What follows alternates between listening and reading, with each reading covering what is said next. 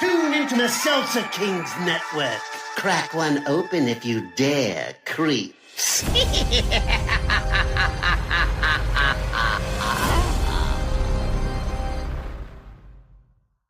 Being a marketer's no sweat. You just have to manage dozens of channels, launch hundreds of campaigns, score thousands of leads, and okay, fine, it's a lot of sweat. Unless you have HubSpot's AI-powered marketing tools to help you do all that and more. Get started at HubSpot.com/marketers. Well, I think we should talk about it now. Thank you for knocking. If you don't know how I feel about I don't. This isn't a relationship. You don't need me. All you care about is lots of orgasms. Okay. Remember how we talked about private conversations? How they're less private when they're in front of my friends? Oh, we're not your friends. Go on. Please don't. This is important. Yes, but why is it here? Mom said you wanted me to swing by. Oh yes, well, I meant after sunset. I need you to take Spike for a few days. What? What? What? I'm not staying with him. I have a friend who's coming to town, and I'd like us to be alone. Oh, you mean an orgasm friend?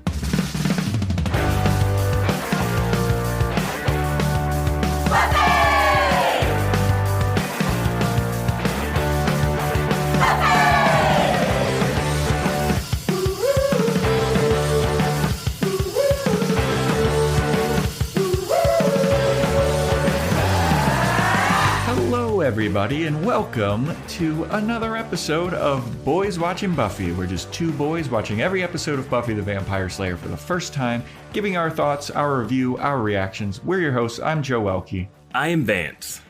And today we're talking about Season 4, Episode 10, titled Hush, written and directed by Joss Whedon. Original air date December 14th, 1999, to an audience of 5.97 million people.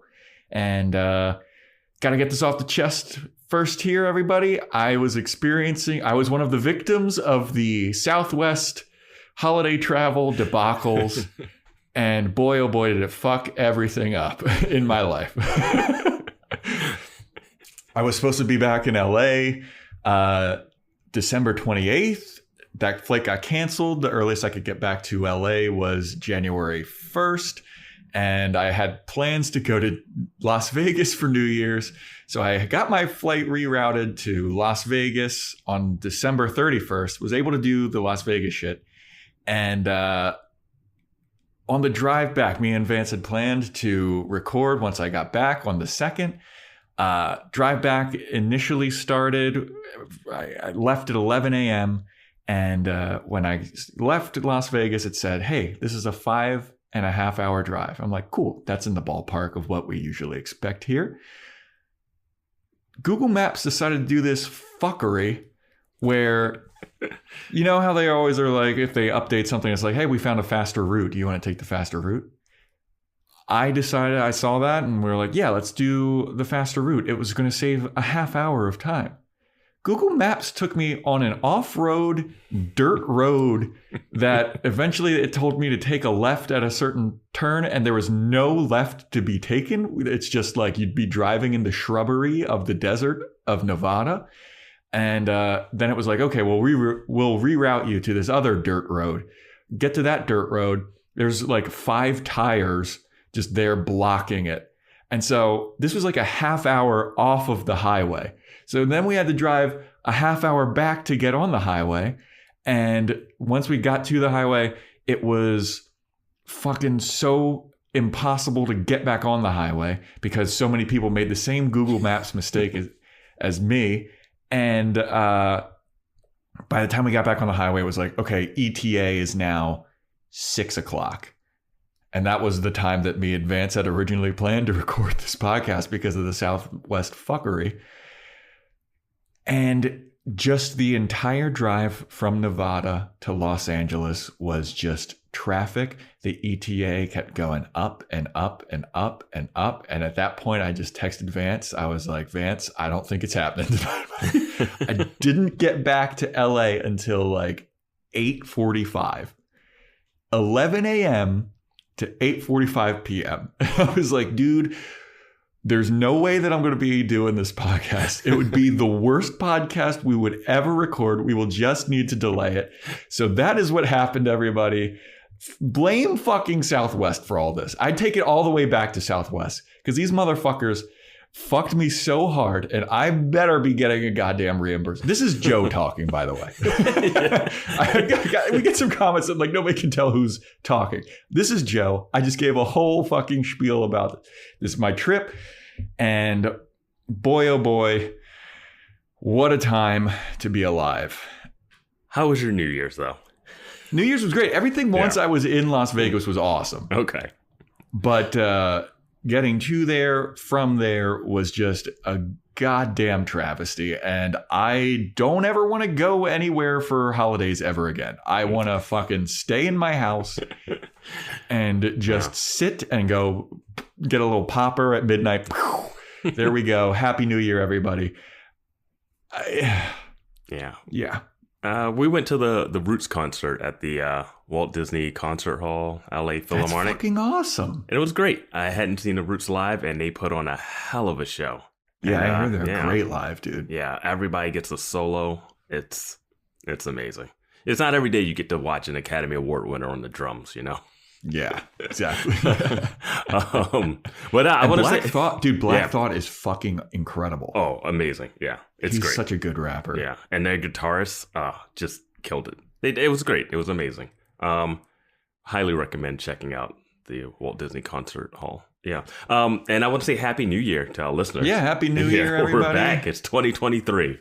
Yeah. So this delay is completely on me, Joe. So there we have that. But I'm going to push the blame over to Southwest. So if you have any complaints, fucking write them because they're sons of bitches and I fucking hate them. Google gets a little bit of a blame, but I'm okay because I didn't want to edit the podcast that night. Dude, Google Maps fucked me so hard. I mean, these are our robot overlords. Yeah. We put our trust in these robots. They fucked me so hard. The AI failed you. Oh, my God. But yeah, hush. We do a podcast about Buffy. And I think we have a shout out, don't we? Oh, we do. We have a sorry, everybody. I'm out of sorts. We have a fucking shout out to D Ladder 98. Left a fucking great review. Thank you so much. Really love it.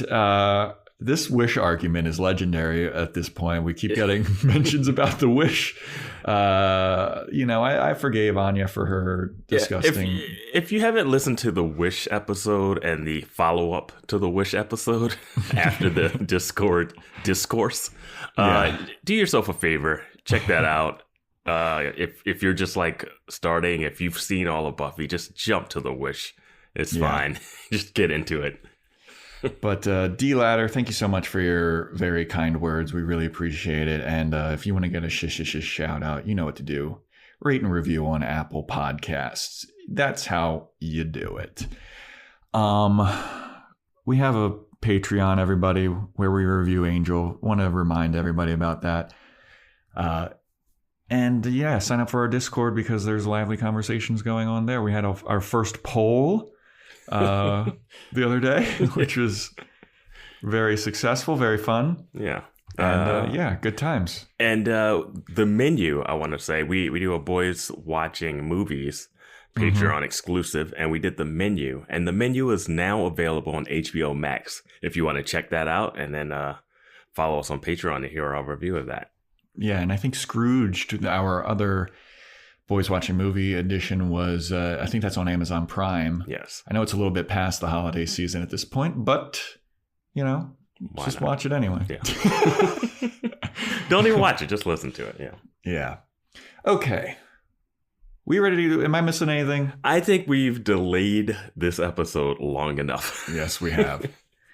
Hush, everybody. This episode opens up with Professor Walsh talking about how important communication is, and communication is the key to everything, and you gotta be communicative. And she calls Buffy to the front of the room to do like a demonstration about communication or something.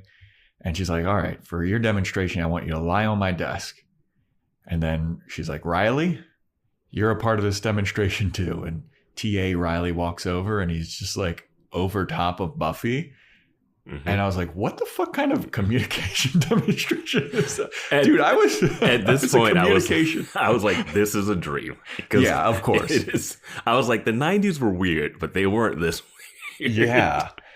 I was watching this. I was like, I was a communication and social psychology major. I don't remember this happening.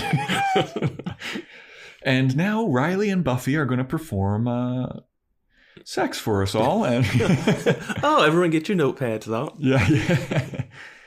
But Riley goes in and he's just like on top of Buffy. And Buffy's like, oh, this is so scandalous. And Riley's like, don't worry.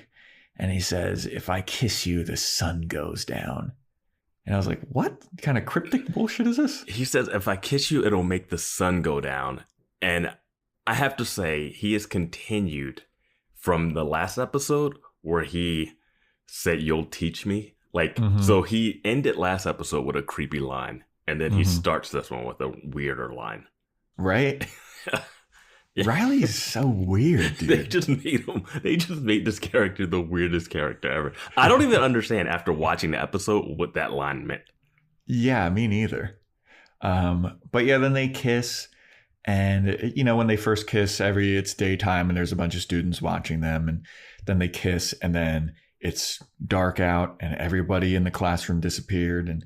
And Buffy's like, ooh, this is cool, isn't it? I don't know exactly when this happens, but she says the line, fortune favors the brave. Yeah. And I couldn't help but think of that Matt Damon crypto Super Bowl commercial. Yeah, and how is he being sued now? But I couldn't help but think about that. But yeah. But then she starts to hear some stuff going on in the hallway, and she's like, what's going on out there? This is weird. There's some weird shit happening. She goes out in the hallway, and there's a little girl chanting creepy stuff, and she's looking all creepy. And Buffy wakes up, and it was obviously a dream, and she's wakes up, and she's back in regular world in class. And, you know, there's some banter between her and Willow about like, oh, you were snoring. But yeah, I got to say, Willow. OK, so Buffy falls asleep in class and then Willow's like, oh, we learned everything we needed for the test. Oh, I hope no one missed that. And I'm like, bitch, don't you know Buffy patrols at night? like, stop trolling her for not being alert in class when she's saving lives at night. Yeah. The fact that she's even awake at all. Yeah. Like, Buffy should just look at Willow like, dude, you know what I do. Yeah. Like, I get that she's trolling. It's like lighthearted or whatever. Yeah. And Willow's just going to give her the notes and help her cheat or whatever. Yeah. But like, Willow still seems begrudging to just like straight up cheat for Buffy. Yeah. Well, I'm like, come on. I would let Buffy cheat off of me all the fucking time. Yeah. But Buffy's like, yeah, I just had a really creepy dream. And then they start to walk outside. And Riley is just like creepily waiting outside the door for both of them. And like, as soon as they pass the exit, he just like jumps out and he's like, hey, how's it going? What are you guys up to? It's like, dude. So then Willow sees this happening and she's like, oh, well, I have a Wicca group to go to. I'm actually going to go to this Wicca group. You two don't get in any trouble or whatever. So she walks away and then Riley and Buffy are talking and Willow does not go to the Wicca group. She starts spying on fucking Buffy and Riley in the most 90s bullshit. Like, like just has a folder in front of her face. Yeah, just standing in like a window outcropping and just like holding a book in front of her face. Like, yeah. And I'm like, okay, cool. She didn't even have to do that. Yeah. And like, it's also like her spying goes for such a short amount of time too. Like, because after that little scene, it's just like over. Yeah. And Buffy and Riley go outside and they're talking about, you know, oh, we got the final or whatever. And then they almost kiss at a certain point and they don't because they become stuttering, nervous messes around each other. Well, what happens is Buffy says, oh, he's like, what are you doing tonight? She's like, patrolling. He's like, what? And she's like, petroleum, which is terrible. And then she asks him what he's doing tonight. And he's like grading papers. And then right when they're about to kiss, Buffy's like, wait, grading papers, but we already took the midterm. Like, Yeah, what papers do you have to grade? And Riley's like, other papers, late ones. And it's like, Buffy, this is the time you become master detective. Mm-hmm. Right? Like you're Benoit Blanc right here. Like, just get the kiss. Benoit Blanc, one of Vance's favorite movies of 2022. Yeah, Glass Onion made the list. I still haven't seen it. Looks pretty fun. You still haven't seen a lot of things, Joe. I still haven't seen RRR. But yeah, so then Buffy's like, got our eyebrow raised a little bit, like, that's a little suspicious. Riley might be lying to me.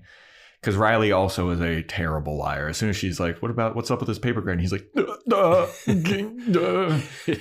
They all made lies that they didn't need to make. Well, it's like Buffy makes a stupid lie about the petroleum thing, but at least she's confident when she says it. True. It is a confident of, I'm doing a test on petroleum. Yeah. And Riley's just like buying anything. So yeah, he's like, oh yeah, you were joking about being married. Fine. Got it. Cool. Yeah. At this point, would you still be interested in Buffy knowing how fucking crazy she is? I don't think hotness blinds people to certain things. I don't know. Fair. Yeah. So after this, Buffy decides to call Giles about her crazy dream because she's a little worried about it. She had the chanting thing, and there was a creepy guy's face in there, and it had something to do with, this bald guy, and they're called the gentlemen because the chanting girls mentioned something about like the gentleman needs 7. Mm-hmm. And Buffy calls Giles, and he's like, how do you know that it's not just a dream, or is this like one of your prophetic dreams? Because you have that vision type of thing that we haven't mentioned in quite some time. So I need to remind everyone, you sometimes can see the future. Mm-hmm. So he's like, all right, I'll do some research and we'll figure it out. And this is where a camera kind of pans out and it reveals that like Spike is now living with Giles. They're like roomies. I love this so much. Yes. Just the two British guys, odd couple situation. Yeah. And he's not chained up or nothing. He's just like free roaming. Yeah. He's just chilling, walking around. Why is he living there? I don't know. Like Spike can just crawl into any other hole and come back. I mean, they got the info that they needed from. That's why they were keeping him alive or whatever, and because he had the information about the initiative people. Yeah. But he can stay anywhere. He can just walk and go and stay in one of his 8 different houses he probably has. Yeah.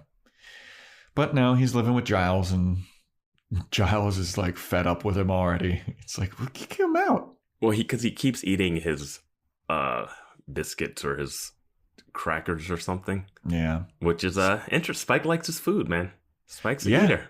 Well, I mean, we get an explanation. I think we asked this question a couple podcasts ago, but Giles is like, why are you even eating this? You just drink blood. Can you even enjoy food? And Spike's like, I mean, I can. I do like the texture of the biscuits mixed in with the blood. And Giles is like, fuck, I'll never be able to eat again.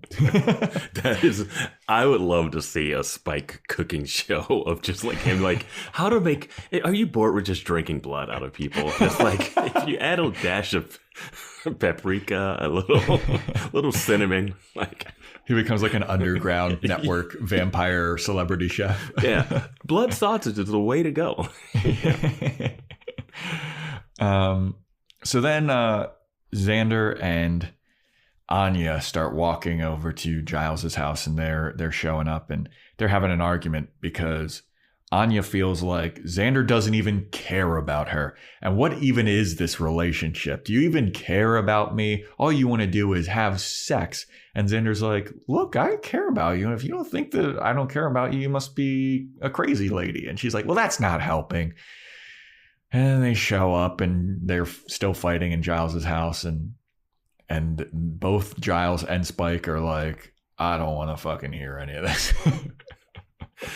Well, she talks about all you care about is orgasms. Yeah. And that gets everyone to just look. And the way Spike comes off the couch and looks at him, it's just delightful glee. Yeah. Yeah. Giles says something like, I don't want to hear anything about this. You two are whatever. And Spike is like, oh, actually, I would like to hear some about it. Yeah, she goes on about Xander says, "Hey, I've told you about conversations, like private conversations, not conversations to talk about in front of my friends." And Spike's like, "Oh, we're not friends, so we're not friends. Keep going." Yeah, this is entertaining for me. And then Giles brings up that he wants Xander to take Spike for the weekend because he's got a friend coming over. Yeah, and then I think Anya's like, "Is this an orgasm friend?" And Giles is like, "Well, yes." He's like, "This is the worst." He's like, "That's the worst way you could have put this." Yeah, it's so good. Yeah, I do love that Giles is like, "Hey, can you take the kid off of my hands? I gotta fuck." Yeah. And then they're arguing about like how Spike doesn't want to be with them while they're banging, while Anya and Xander are banging, and Anya's in the background arguing about oh my God, so you're canceling out date tonight because of this? And he's like, "I don't even want to take Spike." Yeah. Yeah, it's a good scene. Like this whole dynamic of all of these characters interacting is so good. Yeah. Why doesn't he just stay in Angel's old apartment? I don't know. Or that place that the Angel stayed. That castle has to be empty, right? I guess that they just want to keep an eye on Spike. I mean, it's entertaining for the show, but I have no idea. Like, it doesn't make any sense as to why he would be like this. Why he would want that too. Yeah. Like he's about to go get tied up in Xander's. Yeah. What's keeping him there? Like, it doesn't make any sense. We've never seen Xander's mom, right? Or any of his parents, yeah. No. It's just funny to think of her finding Spike tied up in a basement while Xander's sleeping. Like, what are you into, Xander? Yeah. So then we have Willow at the Wicca group, and she is just silently judging all of them because this doesn't even really seem too much like a Wicca group. They're all going around talking about like, I don't know, like empowerment stuff and feminism stuff and like lightly touching upon like energy crystals and shit. And Willow's like, what is up with all this? Are we ever going to talk about real spells? And they're like, idiot. That shit's not real. There's like a negative connotation to witchcraft. Like it's kind of like the crystal horoscope astrology level of, you know. Yeah. Which I was kind of relieved because I was like, man, I don't think there should be this many witches. Like there shouldn't be this many Amy's and Willows. Well, I know that one of my predictions was like there was going to be a Wicca group and they were going to like take things. But if this is the Wicca group, there goes that one. Yeah, that one turns out doesn't seem to be. I'm still waiting for the Watchers to show up. Yeah. But in this Wicca group, there is one girl. Like once Willow starts mentioning like, hey, are we going to ever talk about like actual witch shit? Because that's what I'm here for. There is one girl, I forget her name. Tara. Tara, okay.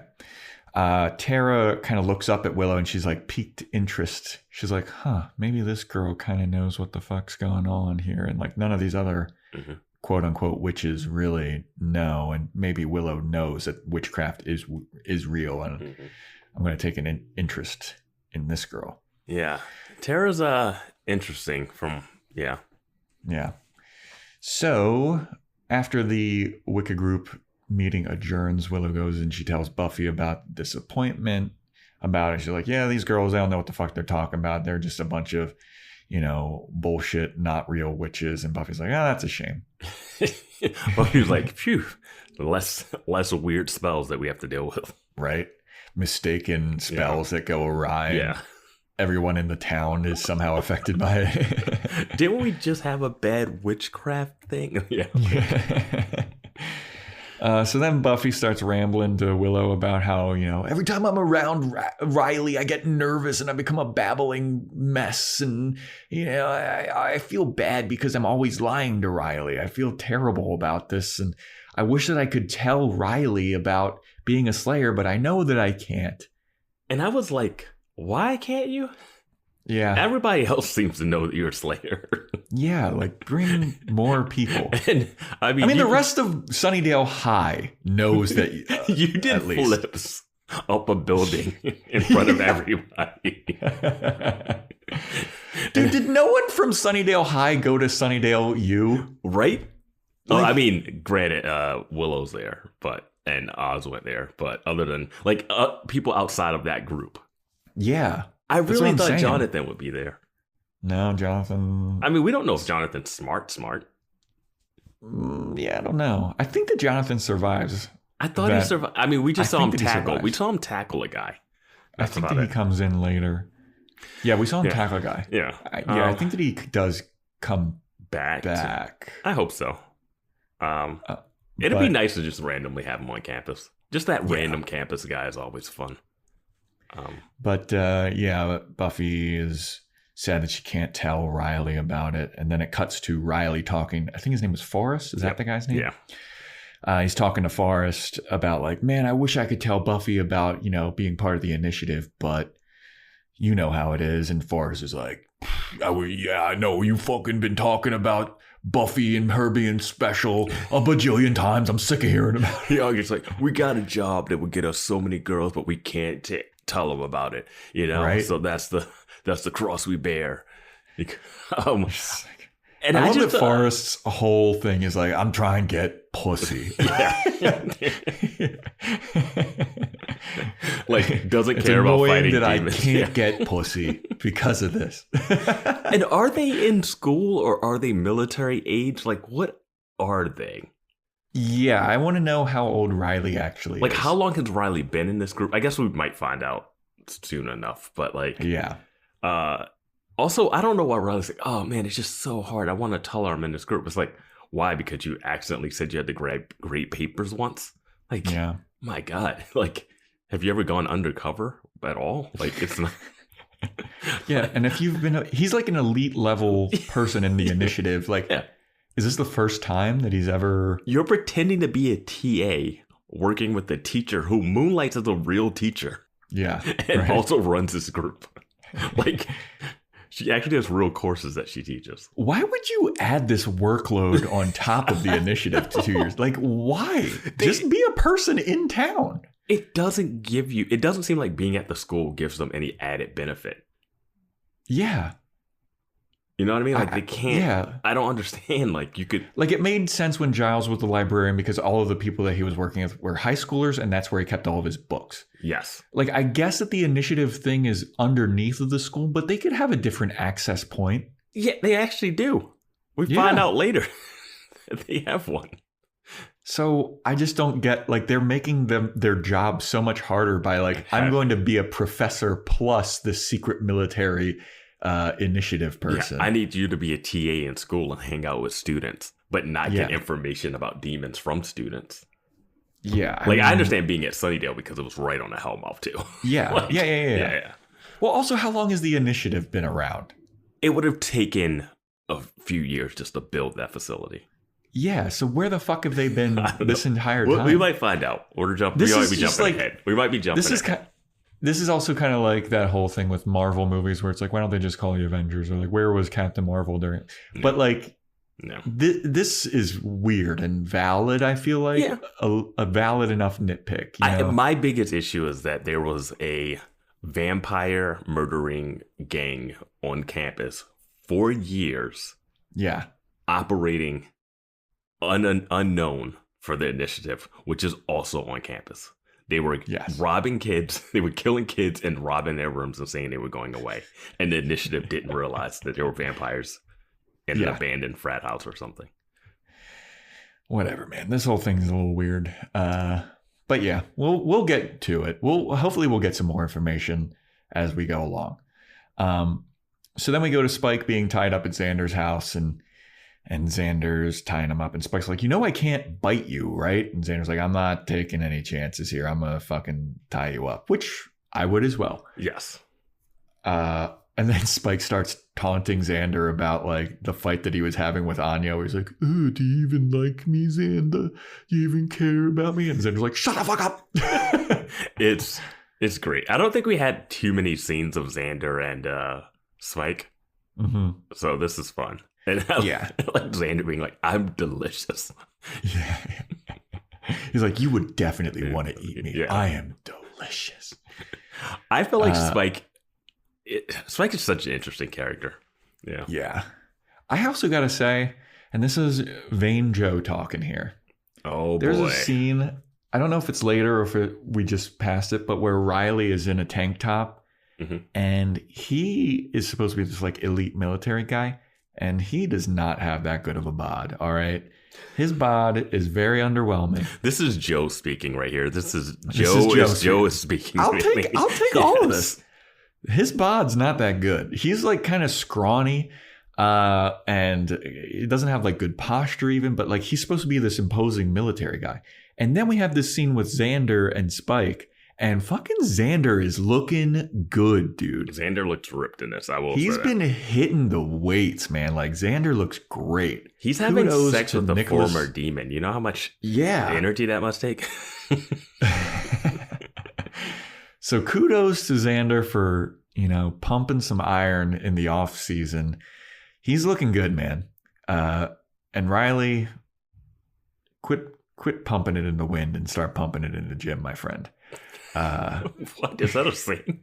No. Okay. I heard it on Regular Show. It's that cartoon. Oh, okay. Yeah, I like Regular Show. Regular Show's fantastic. I never watched it regularly, but I do like Regular Show. Yeah. So yeah, that was a fun little scene. And then we go to Giles, who is researching the gentleman. And he's not really finding too much out about him. He's getting a little bit of a trail. But then Olivia shows up and she is ready to fuck. She comes in and Giles is like, oh, I was just doing some research. And Olivia's like, all right, is that enough small talk? I'm ready to get dicked down, dude. Yeah. And I was like, this relationship rules. This is why we didn't Giles. Do a podcast as soon as you got back to LA, because the travel. I didn't want Joe to come on a podcast and treat me like Olivia treated Giles. He's like, hi, what do you want something to drink? She's like, shut up. Shut up, kiss me, you tall drink of water. Let's go to that bed Jenny Calendar was murdered in. It really is that same bed. I think it's the same sheets, too. Same sheets, same bed, same location. He didn't even move it. Didn't do some feng shui and like put the bed somewhere else. Yeah. But, dude, good for Giles. Olivia is smoking hot. I love that we don't know anything about her. She's just flying in. She flies in, bangs, leaves. Yeah. Good on him.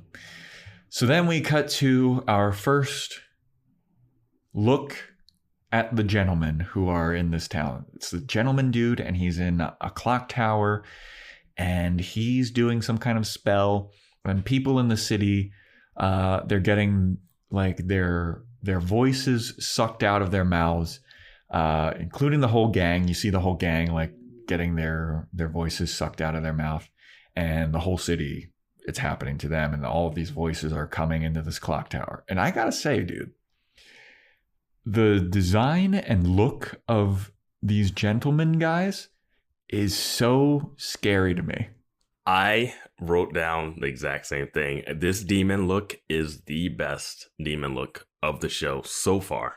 Yeah, it looks so good. They're in black suits. They have a permanent grin on their face.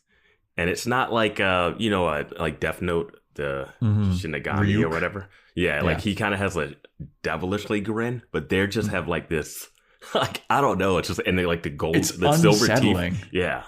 Yeah, they have silver teeth that are kind of like leaking. They have these suits, and they look like super tall too. And they float. I mean, this is getting ahead, but they float like a few feet off the ground. Yes, I was watching that. I was like, how did they do that in like the 90s? Like, I get, but like they float, and it's so unsettling to look at. And then they have henchmen that are in straitjackets that aren't tied up.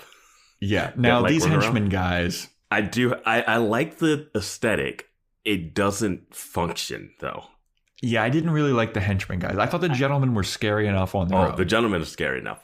They were fucking scary, dude. I think them having like little guys in straitjackets kind of leads to some weirdness to it. But when you want them to be the persons that fighting for you, the fact that they're in a straitjacket takes away their mobility of fighting. So it's like, why?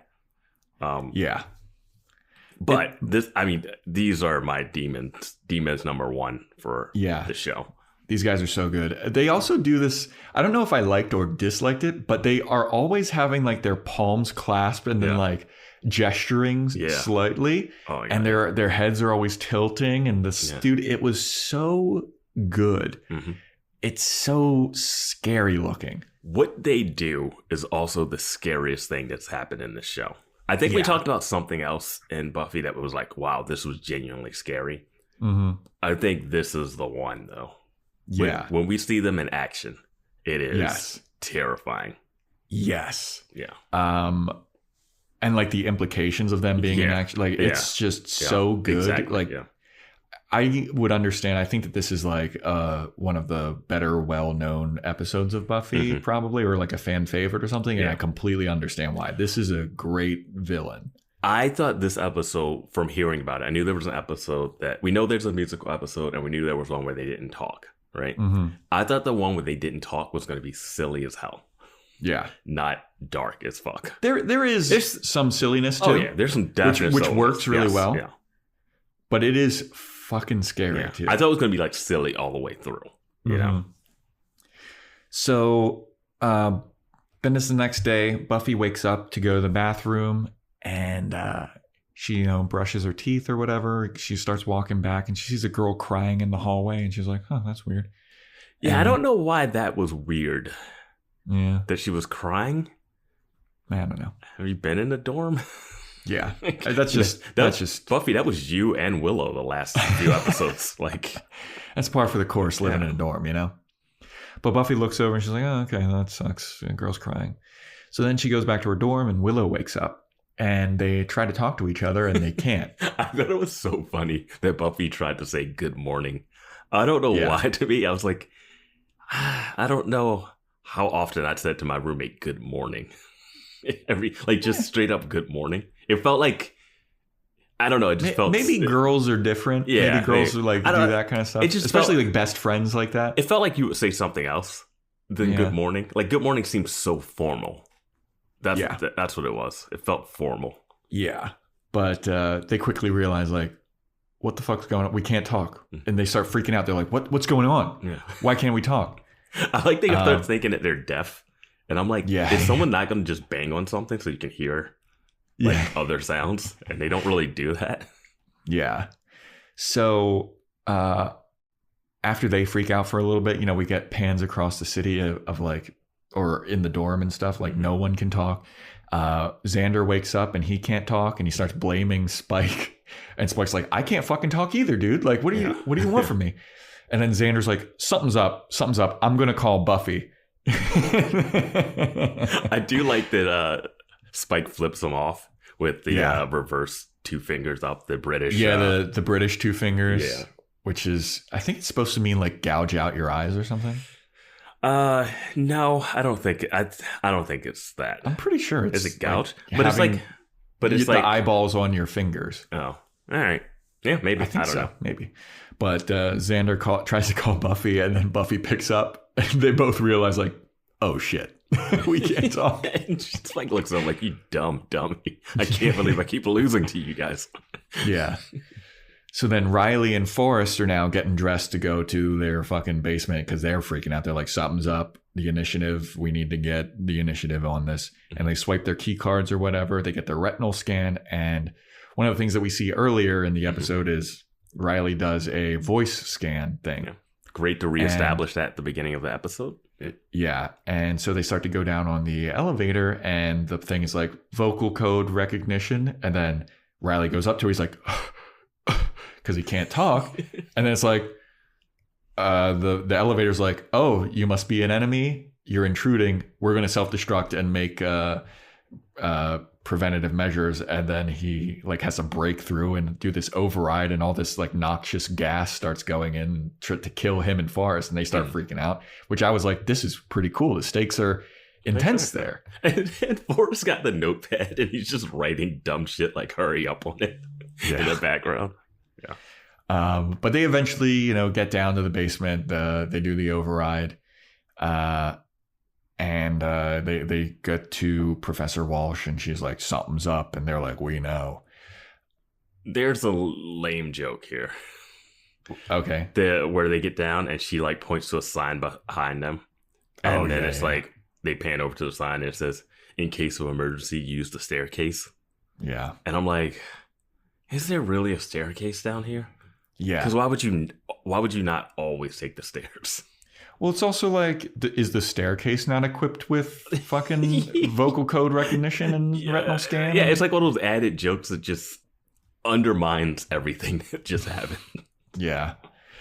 But then we have a shot of the witch girl Tara walking around campus. Mm-hmm. And she's kind of like suspicious. And she's like, what's going on here? This is weird. And then a guy, like a random extra guy, just drops a bottle and everybody hears it smash. And he's like, oh, shit, sorry. Oh, yeah, they're in the little, that little like hallway? That couch area, that lounge. Yeah. When he drops it, everyone hears it and everyone freaks out.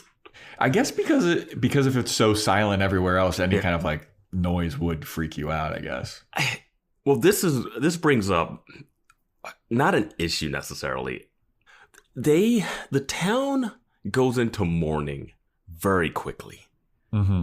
As if like, I don't think you would go like, people are like walking around. There's end of day stuff later where we're walking around. Like there's like this religious like revelations and a guy like reading from the Bible, which I don't even understand that scene the more I think about it, because you can't hear someone reading and they're all just like sitting there like at a pulpit. My favorite guy is the guy that's selling $10 like dry erase boards with dry like erase chains boards that you can put around your neck. Yeah, this is like Buffy and Willow walking around a silent town to be like, oh, this is a citywide thing or whatever. And they're like huddled together like, oh my God, what's going on? Like, what's happening? And I'm like, sure, you would freak out. You would think what's happening. But I don't think the city would go into such a panic. Like, yeah, I mean, later on in there's like a car crashed and everything. Yeah, like, why would that happen? It's a car crashed into a fire hydrant and it's just going off. And I'm like, at what point did you not? You could still hear stuff. Deaf people exist in the world. Yeah, there are people that are exist as well. There was a semi-mute kid in Scrooged. He seemed to be functioning pretty well. It's just it's weird, and it might be a little. Because we have text messaging now, we went through the pandemic where we were like alone. Like you could turn on TV and watch it. Yeah. You could listen to music. You could still do stuff. Like it wasn't like everything shut off. Honestly, there are days where like I just won't really leave or I'll leave my apartment, but I just won't talk to anybody. Yeah. You know, life goes on. Yeah, it was just like 0 to 100 so quick. Right. But yeah, it's fine. It's fine. Yeah, it would be freaky if everyone in the city, but they act like the world had ended, basically. Yeah. But Buffy and Willow go to Giles's house to meet with the gang, and they're all researching and trying to figure out like what's going on. And Buffy and Willow had bought those message boards with the chains around. Yeah. This would be like the perfect time for silent disco. The Bronx. Ooh. Remember those? Dude, silent discos are the shit. I've never done one of those. I prefer mingling and talking to people when I go out, so silent discos defeat the whole purpose of that for me. I did a silent disco when I went to the Taco Bell Hotel, and it was a lot of fun, man. I just wanted to let us breathe in that a little moment. Just let that moment breathe. The Taco Bell Hotel. Everybody, I'm a huge Taco Bell fan. I love Taco Bell. Baja Blast. I've mentioned it several times on the podcast. Taco Bell for and they one don't weekend, sponsor us, do they? No, they should. One of my Christmas gifts that I got this year was a Taco Bell gift card. Very stoked about that. But Taco Bell like rented out a hotel in Palm Springs, California for one weekend only, and they made everything Taco Bell themed.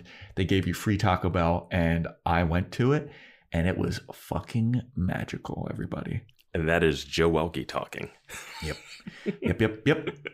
We should add a Patreon tier. $2 to get Joe some Taco Bell. Dude, would very much appreciate that. Anyway, So, yeah, they're researching and they turn on the TV and the TV says that, it's this, I guess it's national news because it's not in Sunnydale because nobody can talk in Sunnydale.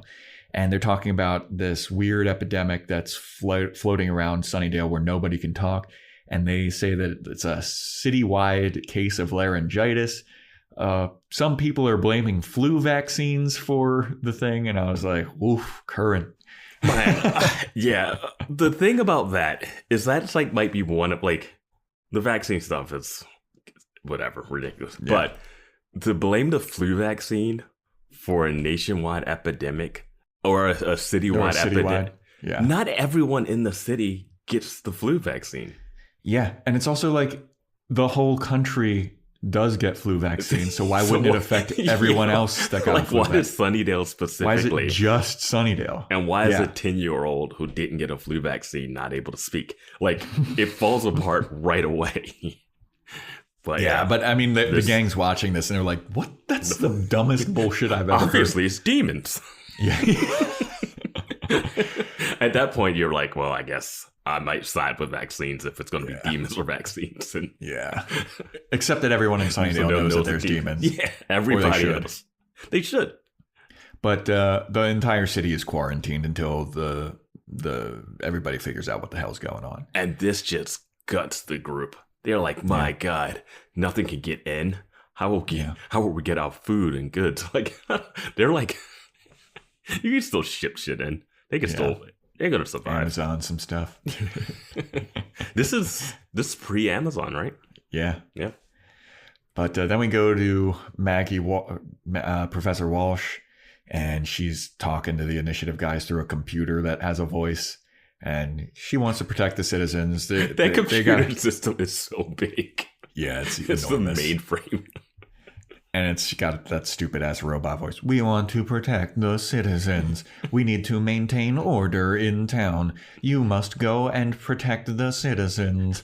Do not wear your uniforms to not raise suspicion and and keep the crowds calm. Like Godspeed and may the force be with you. And Riley writes, "What is going on? I'm working on it." Yeah. They have the initiative, no clue. No clue. Of course they don't. Yeah. But so this is when Buffy's walking around because she's on patrol in the city and she sees the car crash into the fire hydrant. She's like, wow, this is crazy. And then she sees Riley and Riley's breaking up a silent fight that's going on. This fight, dude. It's two guys in business suits and they are upset because... I don't know. They can't talk to each other. Like,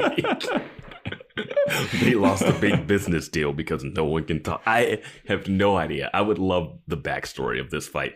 Yeah. And I would love the backstory of two people who, I don't know how old Riley is supposed to be. Maybe 20-something. Mm-hmm. But to see a 20-something, plain clothes, walk in between two of you, push his arms out and separate the two of you. And then they're like, okay, we'll stop. Yeah. Also, like, the blocking of this fight is so awkward, too. It's far away because Buffy's looking at it, but it just is like, where are they coming from? They're just standing in the street. Why has this car crashed? Like, I could see there being rioting, but you could still hear stuff. Yeah. Like, you would hear someone break in. No one can scream for help. You can't call the police for help. Texting is not a big thing at this point. Mm-hmm. Which, like, if texting was a thing, and internet on a phone, no one would even notice. It'd be like Call of Duty bros being like, "What? I can't yell at you." That'd be like when you find out. But yeah. But yeah, so Buffy sees Riley break up this fight, and Riley like fixes the lapels on the one guy's shirt, and he like gives him the tap on the shoulder, like, "You're good, man, you're good." When he starts adjusting guy's tie and stuff, I'm like, "Yo, swing on Riley." Yeah, right. That's so patronizing. Yeah, I'd be like, "Who the fuck are you, dude?" Like, exactly. You don't know my life. This guy fucked my wife. This fight was scheduled before the silence happened. Yeah, they were meeting at the flagpole at 3, regardless. But Buffy goes up to Riley, and they do the like the guy tries to get up. that gets pushed back, and she like breaks his wrist basically. Yeah.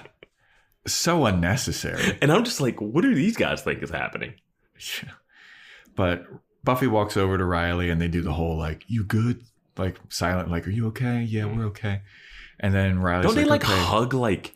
Yeah, they hug. They hug as if they just got out of like a plane crash or something. Right? Like as if they thought they were never going to see each other again. Like Buffy just came from a deserted island. Yeah. It's been like a day since they saw each other. It's so overly dramatic. Like people aren't dying yet. Yeah. So they finish hugging and Riley does like the shoulder tap to Buffy too. And then he starts walking away and then he's like, wait a minute. This is the perfect time. None of us can stutter if we can't talk. I don't know how to talk to her without being like, I'm an initiative. So yeah. So guess what? I'm a fucking plant one on you right now while you can't say no. It was like, He's like, shh, shh, shh, shh, shh. oh, down this just made it a lot worse. Like the rapists in Sunnydale are just going crazy. This town. And we know that there's a lot of fucking creeps in Sunnydale. Now I just realized this is really dangerous. Yep. Yeah. But we see the sweet side of it where Buffy and Riley smooch for quite some time. And then Riley gives her the pat on the shoulder. Hey, put her there, Tiger. And he walks away. So I did not know how to feel about the timing of this kiss. Yeah. Because we've seen them kiss in a dream to start. Mm-hmm. And you're like, okay, whatever. Even that was a little weird, and because it was like Maggie Walsh was like, we're going to watch my two students fuck. Maggie Walsh is unbuttoning her shirt while she's watching. And Willow's like looking over top of her book. Yeah. But then they kiss here, and it's supposed to be like, is it supposed to be like a wow, they did it moment? I think it's supposed to be heightened because everyone is so traumatized about the event of losing your voice. But I don't feel like the losing your voice trauma is like that big. Yet, yeah. Like it hasn't been like this is week 3 and no one can speak and like everything is falling apart. It's like hour 3. Yeah, exactly. Like I don't think that things would ramp up this quickly, you know? So it's not like a Walking Dead situation where I'm like, oh my God, they found each other. They had to fight through all the chaos and now they kiss. I think that's what they wanted. Yeah, I feel like they missed the mark. Yeah. Like for their big first kiss, like I feel like this kind of misses the mark. Yeah. But whatever, they got it over with. But now we get a scene of the gentlemen floating around town with their minions and the boys. So cool, man. It's so good, man. Like these guys are fucking scary looking. And if I saw them floating around, dude, something's so weird about just them floating. Yeah. Because they look calm too. I love the name gentlemen because they just are in these suits. They look calm. They're like they're like a more distinguished version of that like hospital demon with the hat. Yeah. With the crooked face and like the like sly hat who looks like a villain. Like these look like villains, but oh man, yeah. I love everything about the gentleman, dude. Yeah. Well, it's also something that kind of like, I don't want to say it's uncanny valley, but to see a little bit, to see them moving and not like, doing the motions of moving, like their hands aren't moving, like they're walking, their legs aren't moving. It's just freaky. And they're very wide-eyed. Yeah. Like things don't add up. And like when you look at it, it like breaks your brain a little bit. Mm-hmm. Yep. And I loved it. It's so good. So, we also have to say that they need to get 7. Yes, they need to get 7. We don't know why, and we never find out why. Yeah. And that's a little bit of a letdown.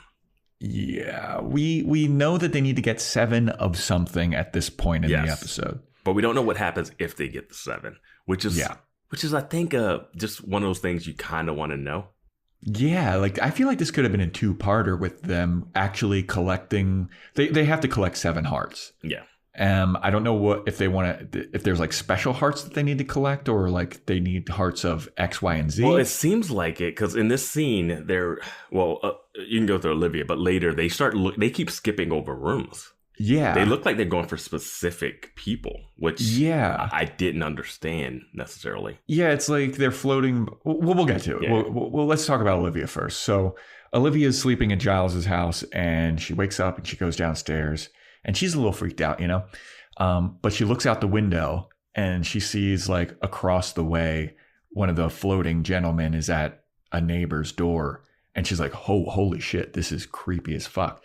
And then she's looking out it and like trying to focus and see better, like what the guy looks like.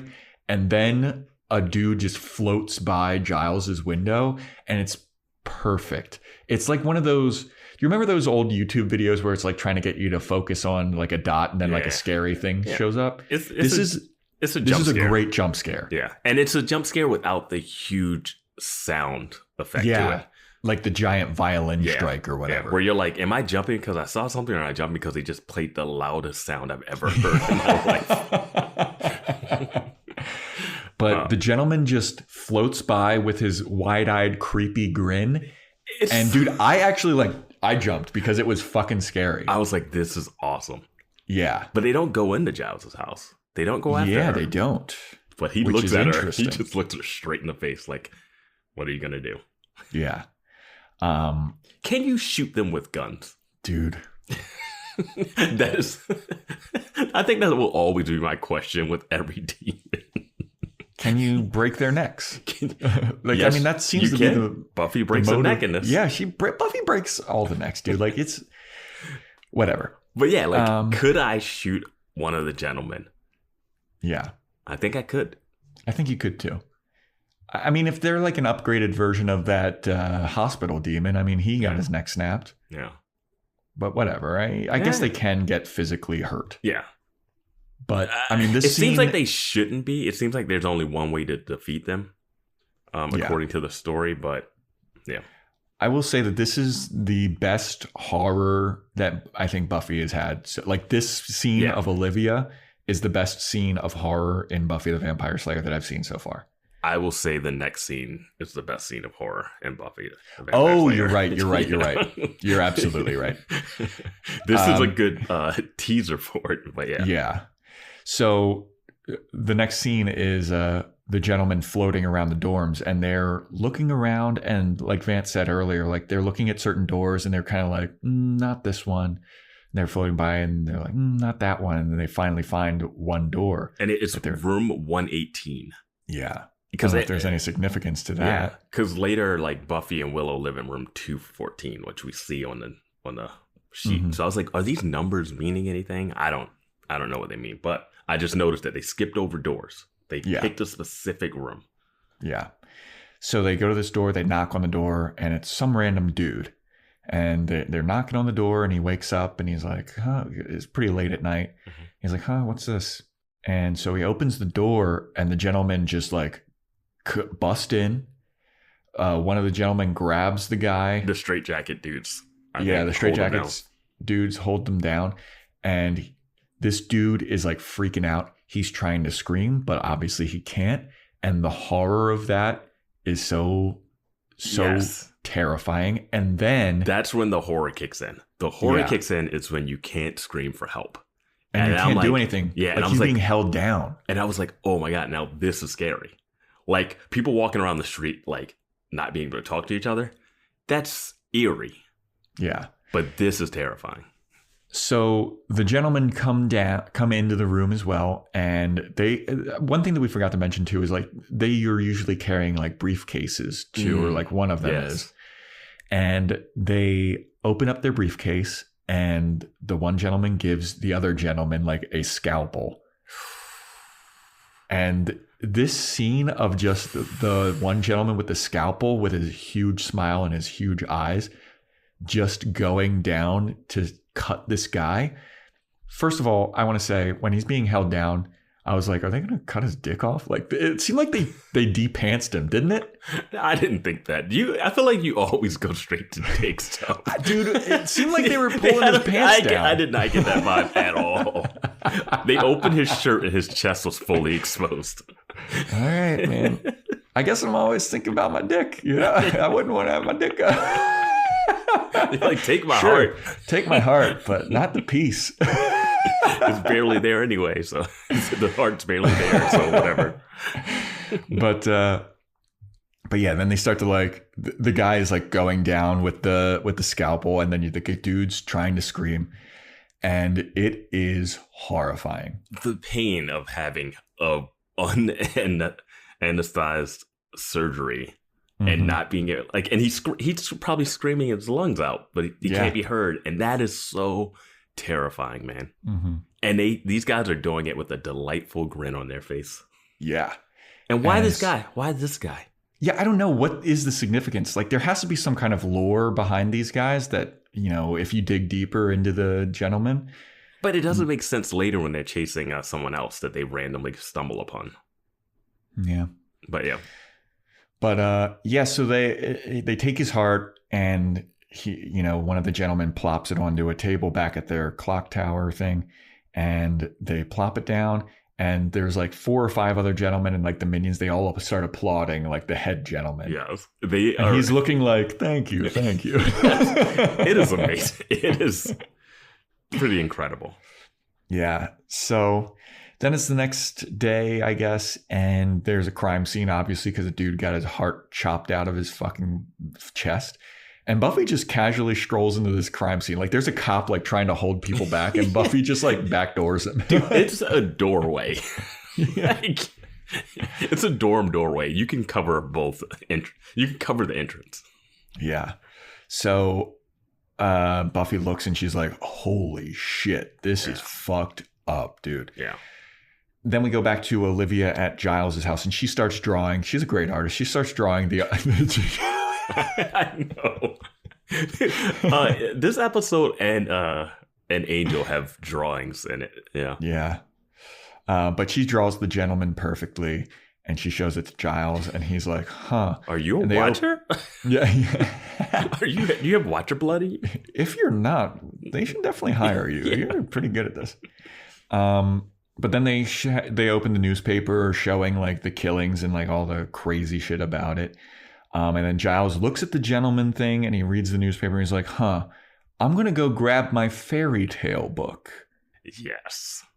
And the other fairy tale that we had was the Hansel and Gretel one. I forget what that episode was called. It was one that I enjoyed. I think it's called Gingerbread. Yes. So it's interesting when they're like, you know what? We're doing a fairy tale episode.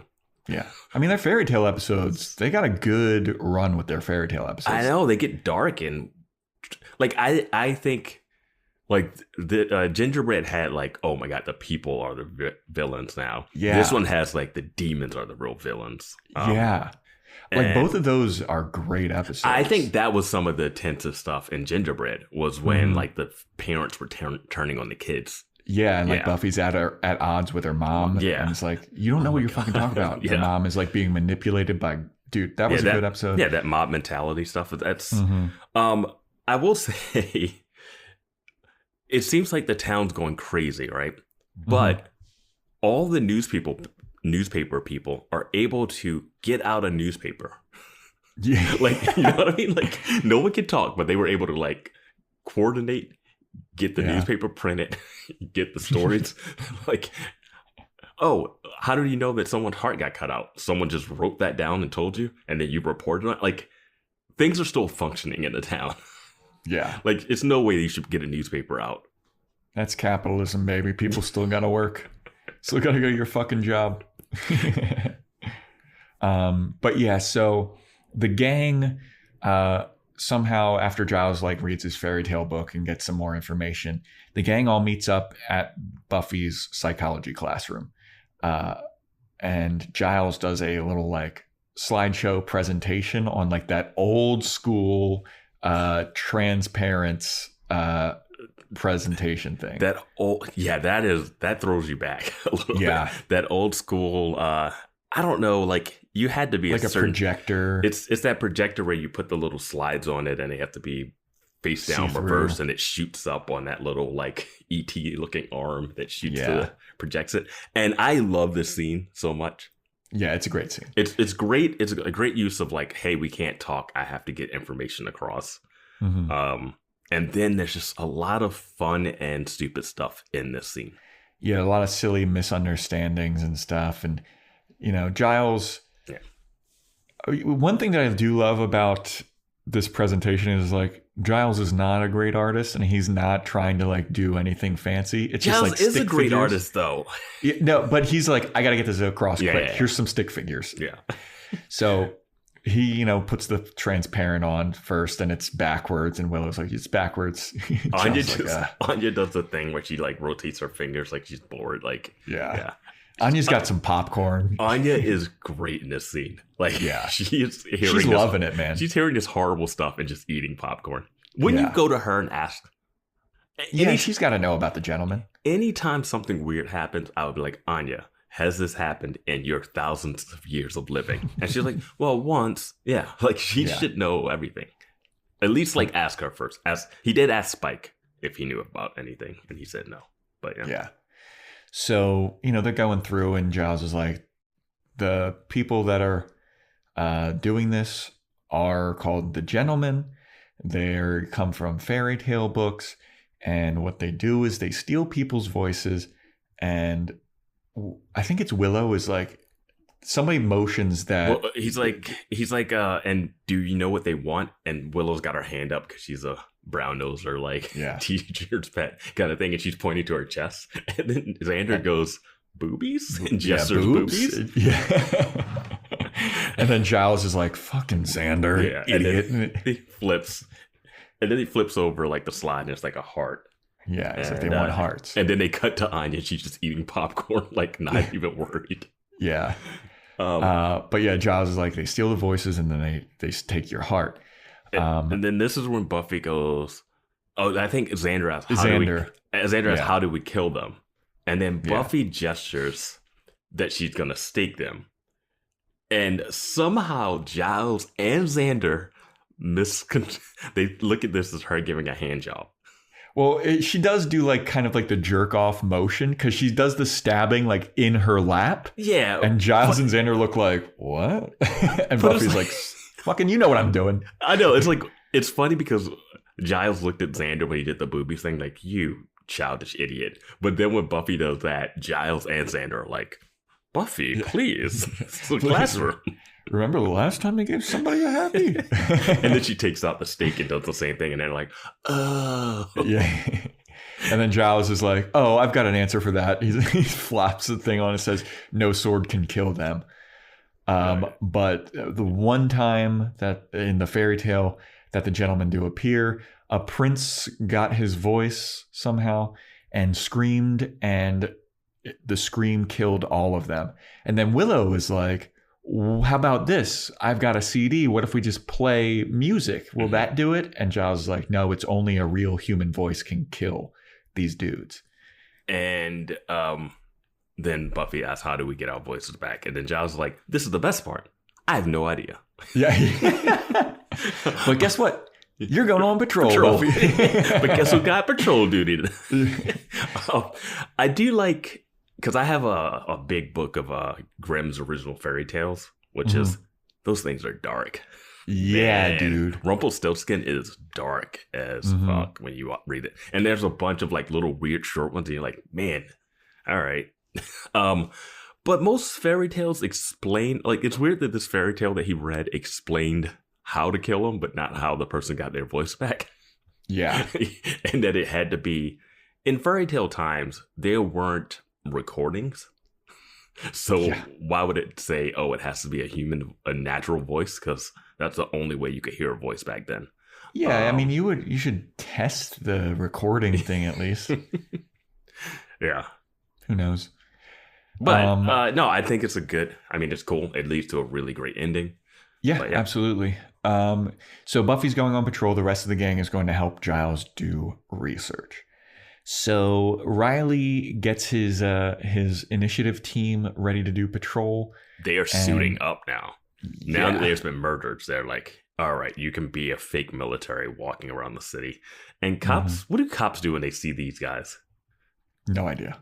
I guess they're just like, oh, I guess Halloween. Is it Halloween? Is it April Fool's Day? They're like, oh, I guess I can go home. Yeah. But Riley's on patrol. Buffy's out on patrol. Riley is like wandering around and he sees the clock tower where the gentlemen are. And he sees a bunch of shadows moving. And he's like, that's fucking weird. I'm going to go in there. By myself and not with my team. Yeah. Who knows? So we then cut to Tara. She somehow gets Willow's dorm number, or it's her dorm number, right? Yeah. She's got like, I'm sure they exchange information, and it's like, yeah. But it's a close up on the number of, and it's like the number of the door in Willow's name, so we know that she's going to Willow's room. Yes. And it's just like the second time we got a room number in this episode. So she's, walking around and she's like, all right, I'm going to go see this girl Willow because I think that she might know what's going on or might know how to help because she seemed to be the only actual witch in the Wicca group. Yeah, we're badass witches. We can solve every problem. We don't need slayers. Yeah. But she does the typical fucking horror movie fall for no reason. Like, it's not like anybody's even chasing her at this point. Dude, she just trips and falls. Did she fall or drop? It's just random. Like, it's just a setup. Yeah. Thing, but yeah. So she trips and falls, and as she's picking up all her shit, like in the background, you see the gentlemen float by, and they float by like they're floating pretty fast. Like what we saw before, like they're floating at like a slow walking pace, but this is like they have segways now, and they're just floating pretty fast. Yeah. And they spot Tara, and she's like, "Oh shit, what the fuck are this?" And she starts running, dude. Yeah, and they're coming for her. So then we cut to Buffy, and Buffy sees the gentleman, and she gets caught by one of their like henchmen, and she starts fighting the people, but they catch her eventually. The Wicca girl Tara is running around, and she's banging on all the doors, and nobody answers them, and I don't know why. I know exactly why, because someone was murdered in their room. Like, fair enough. Fair enough. There's a heart stealer. You're like, oh, hello. Yeah, but she's like banging on the doors, and there's this like fake out cut with Willow, where Willow is in her room and she's asleep at the computer, and then she wakes up because it makes it seem like she hears the banging on the doors, but it's actually not her. But then we go back to Buffy. The fake out was interesting, but didn't make any sense. Yeah, hold on. So we go back to Buffy, and Buffy's beating up the minion dudes. Riley goes into the clock tower, gets attacked by the minion dudes. Tara is banging on the door. That we had the Willow fake out because the one door that Tara is banging on that actually does open. It's one of the gentlemen inside, and he's got his scalpel, and it's all bloody. And he's like, "Hey, what the fuck's over there?" So then that dorm room was apparently like a couple doors down from Willow's dorm. No. So Willow hears a bunch of commotion out in the hallway, and she walks out, and Tara just fucking blindsides Willow and just tackles her. I don't know why Willow wouldn't stay at Giles' house. I would not stay in the dorm room where someone was murdered. Dude, I wouldn't stay in this city. I'd move. Well, I think it's probably, I would love to see the border of like people trying to leave town and them trying to stop them. Because it's quarantined. Yeah. So then Willow sees the gentleman, and then she just starts taking off with Tara.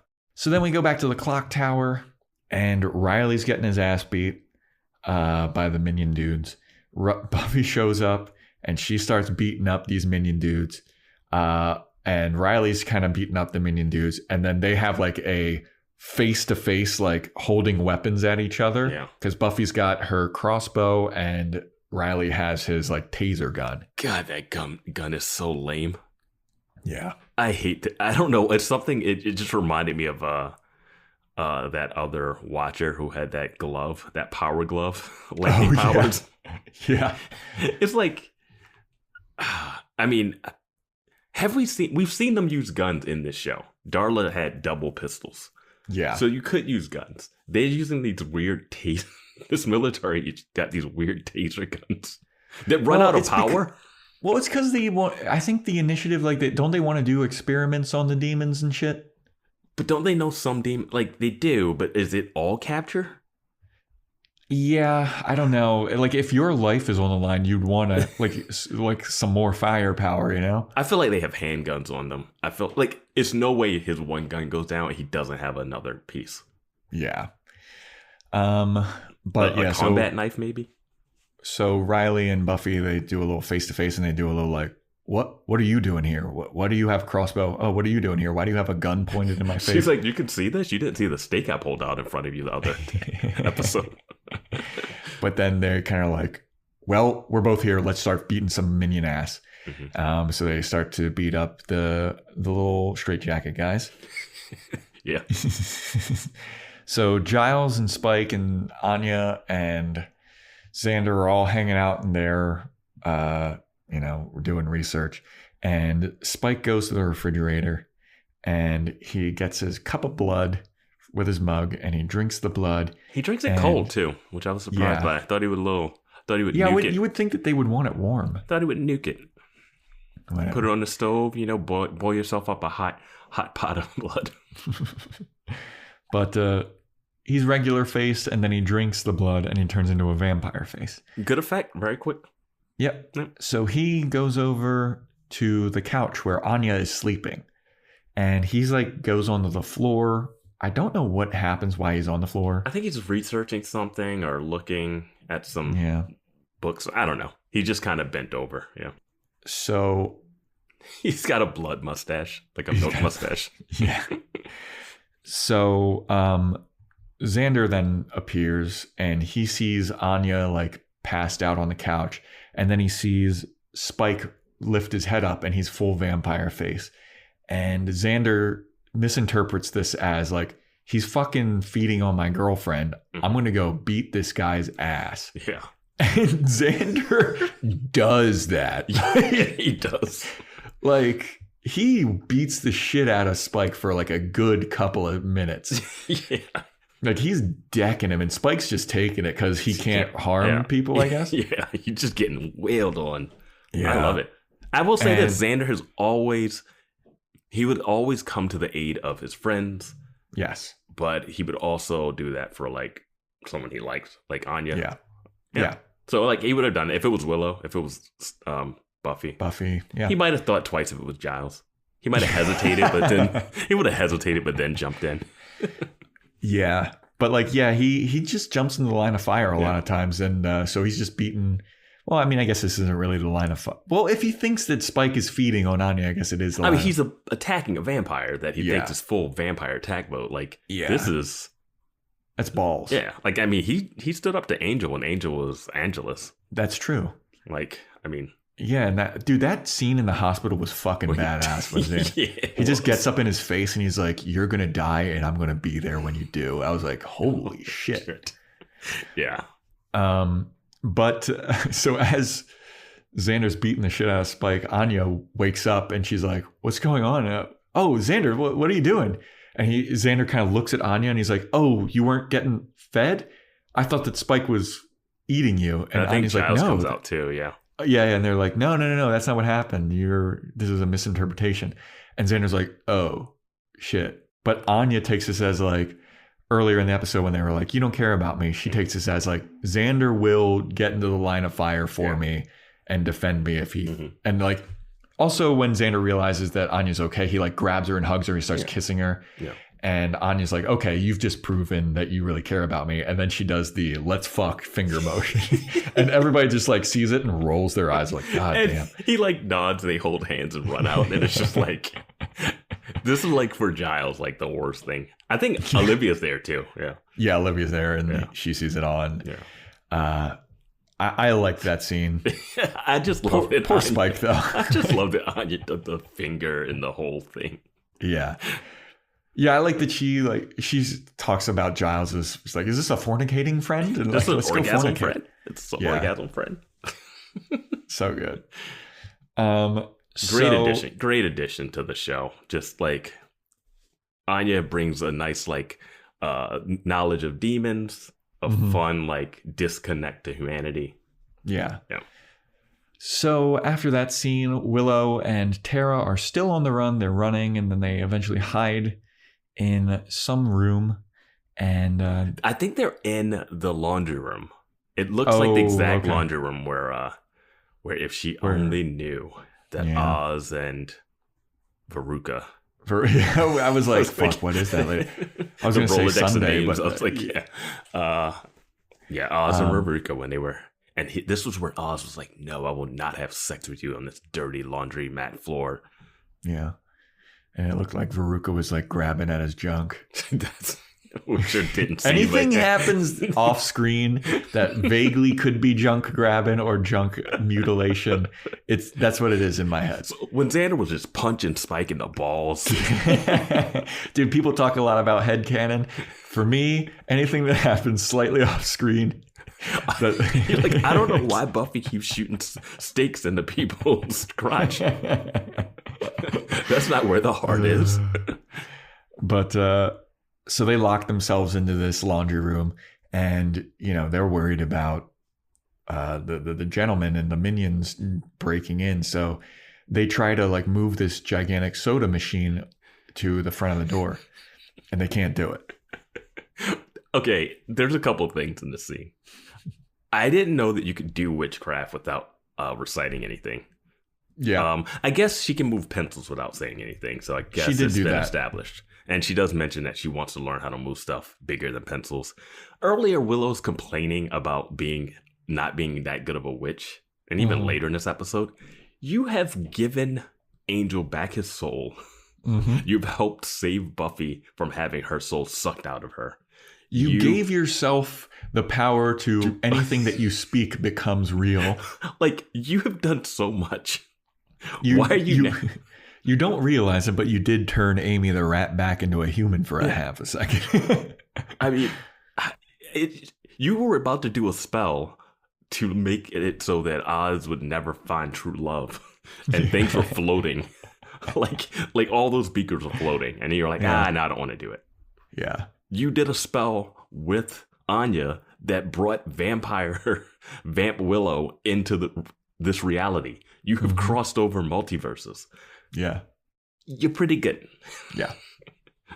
But so they're both physically trying to move the soda machine at first. No, they're not trying to physically move it at all. No, they do. They try to push it at first, and then they sit down. Oh, okay. And then Willow's like, I'm going to fucking move this with my mind. I missed them trying to physically move it, because that was one of my things. I was like, the two of them could probably push that over there. Yeah. Okay, they did at least show that they couldn't. Yeah. Okay.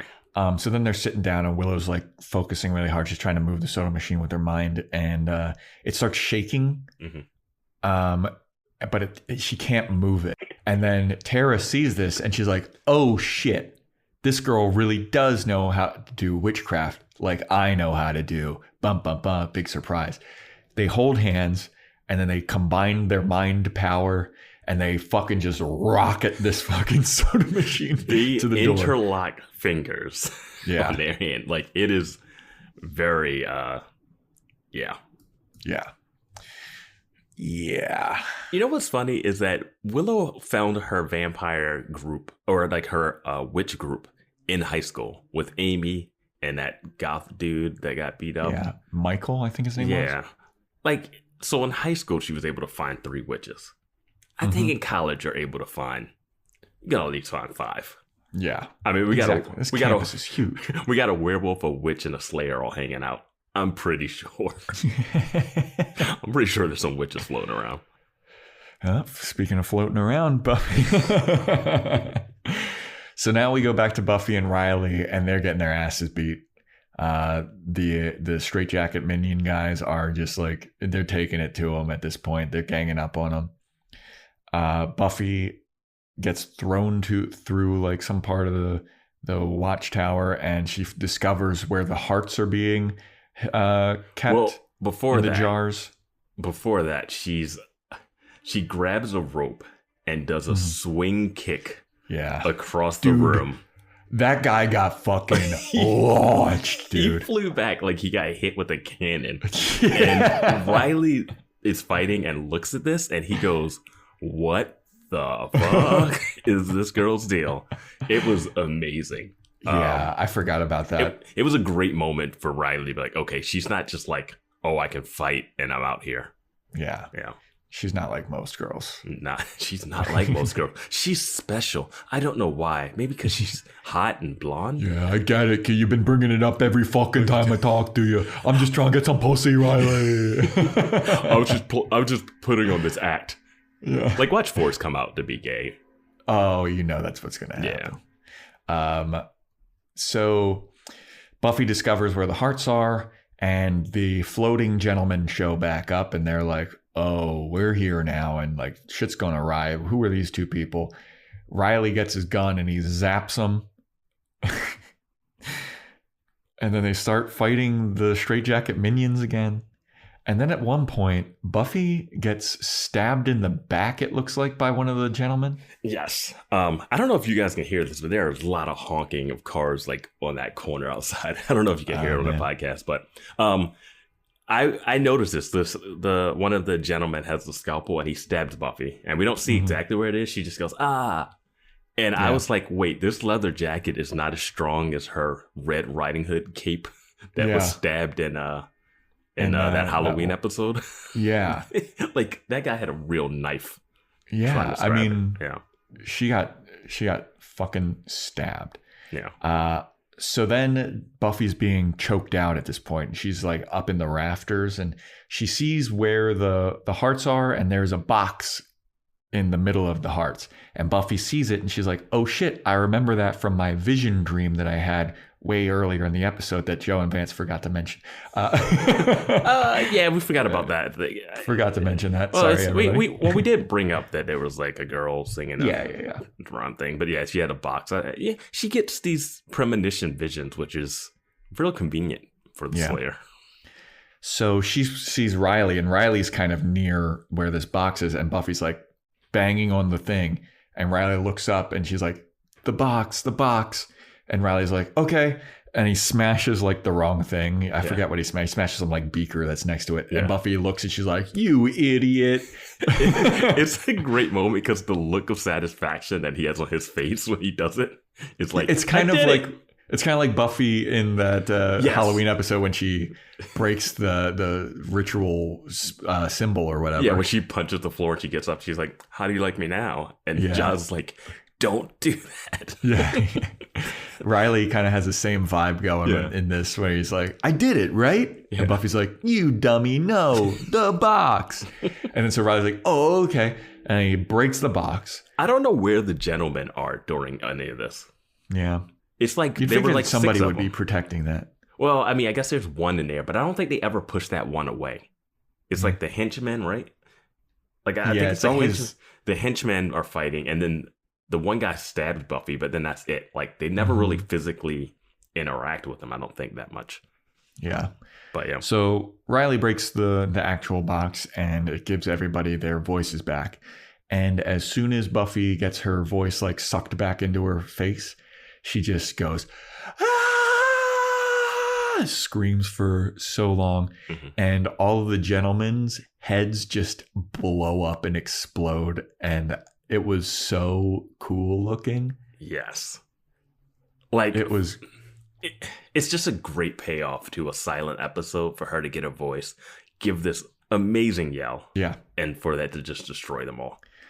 I loved everything about the gentleman, dude. Yes.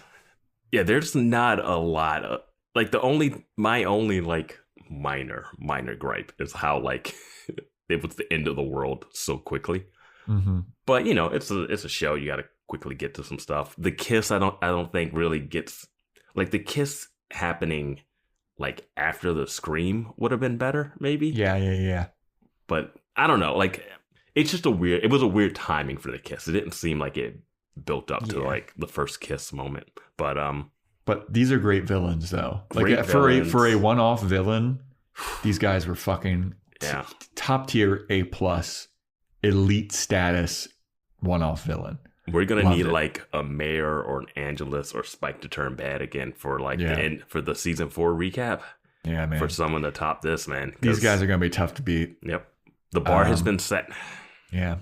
So after the gentlemen's heads explode, great effect too. Like it looked great. Everything gory, was great like about this goop came out of them.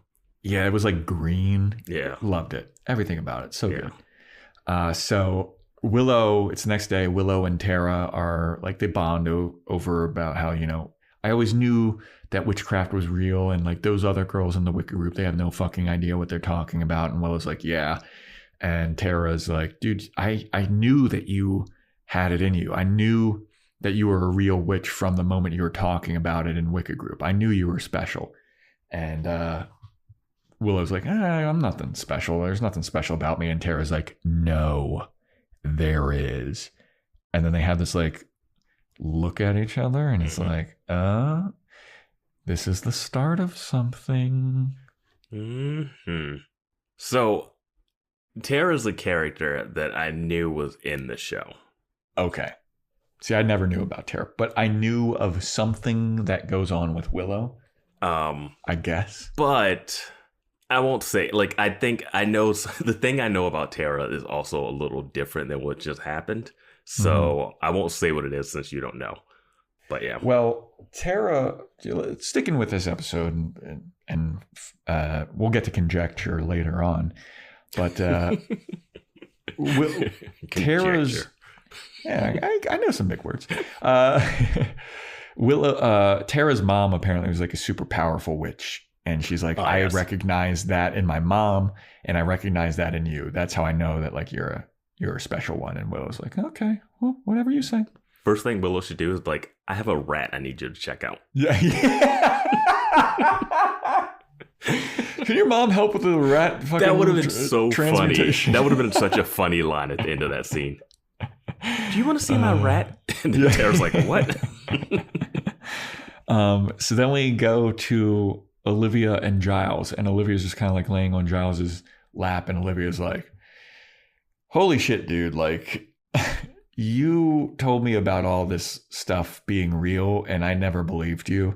But holy shit, this shit is real. And Giles is like, yeah, I mean, I wasn't lying about all that stuff. I wasn't an original member of, I forget what band Pink Floyd, yeah. Pink Floyd.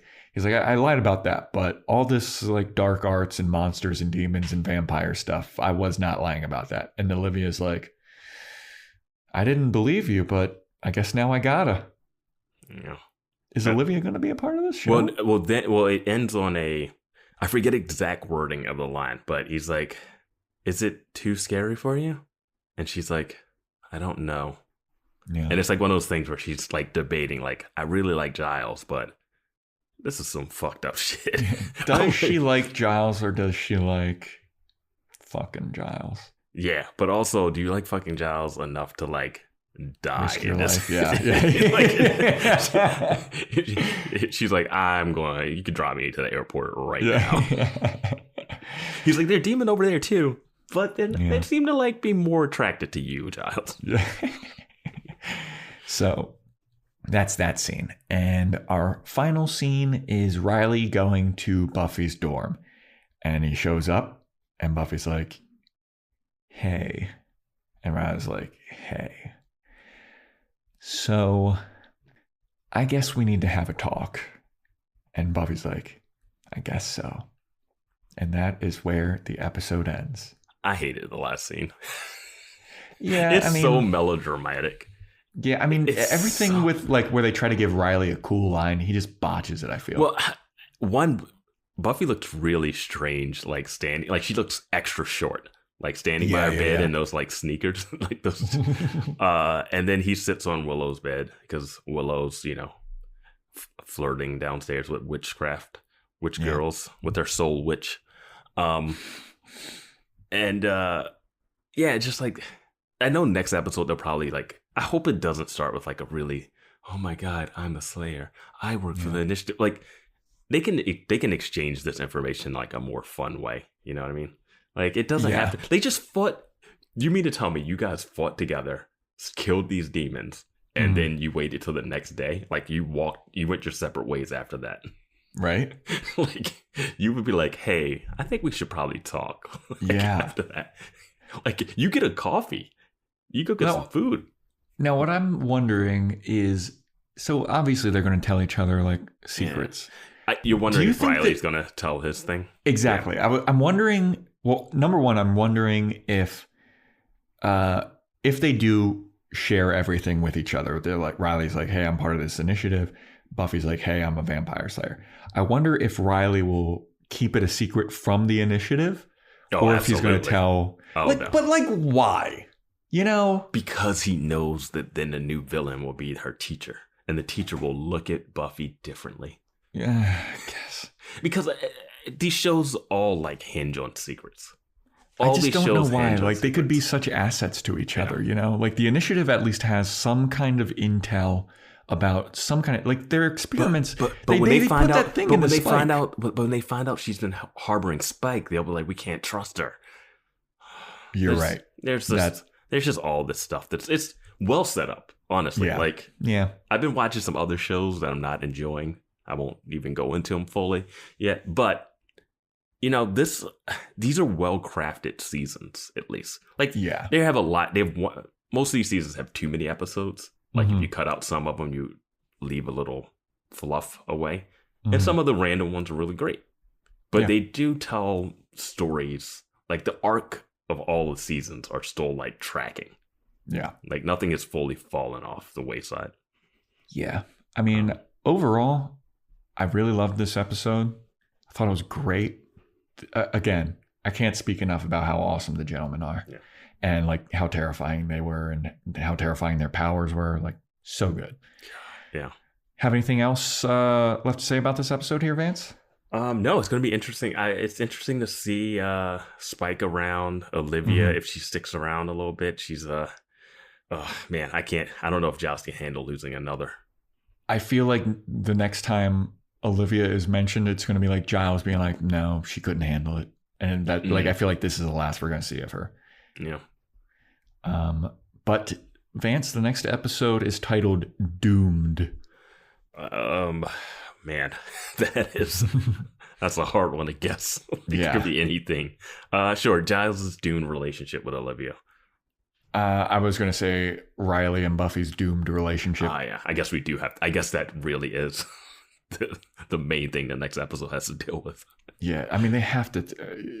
I want to know like what they divulge to each other. Like, I feel like they'll say a little bit maybe, or like somebody will hold something back. I would love it. They're in the library and he's like, "Okay, I'm detailing the whole organization. Here's the structure." He has like a PowerPoint. and then she's like, "Well, I'm a Slayer, and I guess I was just born this way." Yeah. He's like, "What? You're so strong." It'd be interesting if the initiative doesn't even know about Slayers. Yeah, that would be interesting. Because I feel like everything's in books. You know what? They'd be totally stupid not to, because Spike was talking to another vampire about like, I was chasing the Slayer. Like, do they not have like those rooms bugged? Do they not have recordings of that? You know what the biggest thing that like military does when they kidnap people is interrogate them? Yep. Do they not interrogate, or do they just experiment? I don't know. I guess they think of vampires as subhuman, so like, why even interrogate them? Yeah, but that's what the military thinks about people from foreign countries sometimes. True. Very like, true. So like, they still ask them questions. But yeah, so that is it for this episode, everybody. Thanks for listening. Really appreciate you sticking it out. Holidays be damned. Holiday travel be damned. Join our Patreon where we review Angel. We'll be having that up on Thursday. Well, today as well. This Angel episode's got a lot of key things in it. Oh yeah, a lot of crazy shit going on in that Angel episode. And I got a little bit of backstory for a certain thing that happens in Angel as well. Mm-hmm. So, we got the Patreon, Boys Watching Angel. We have Boys Watching Movies tier where we review one movie a month. Join our Discord. The link is in the show notes. The Patreon is patreon.com/boyswatchingbuffy. Instagram @boyswatchingbuffy. We post updates on there and fun memes and all that shit. boyswatchingbuffy @gmail.com. I think that's it. Am I forgetting anything here, Vance? If you want to see my top movies of 2022 list, you can find that on the Discord in the movies channel, or you can follow me on Twitter @isthatVance. Yeah, and also follow me on Instagram @Joe Welke. It's just my name, no spaces or anything. And you can see what I look like. Yeah. It's nothing special. So yeah, that is it, everybody. Thanks once again for listening and sticking it out through our little holiday delay. And yes, stay tuned next time for when we talk about Doomed.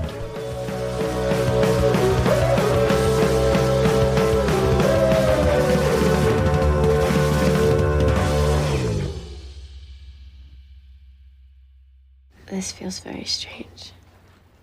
Don't worry. If I kiss you, it'll make the sun go down. Tune into the Salsa Kings Network. Crack one open if you dare, creeps.